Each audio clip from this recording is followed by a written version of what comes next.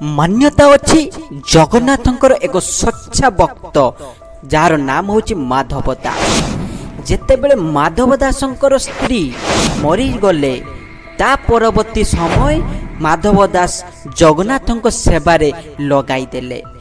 दिने कौन घटी ना सेवा करुथांती दिनकर कथा से बीमार रे पड़िले। बीमार एमिति लागी रहिला तांकर देह सबु सुखिबारे लागिला। जगन्नाथ स्वयं भगवान आसी तांकर सेवा शुश्रूषा कले एवं किछि दिन परे तांकर देह सुस्थ हेबा परे माधव दास पचारुचंती, प्रभु तमे मते एका बेले करे काहे कि देह मोर ठीक कलो नाही।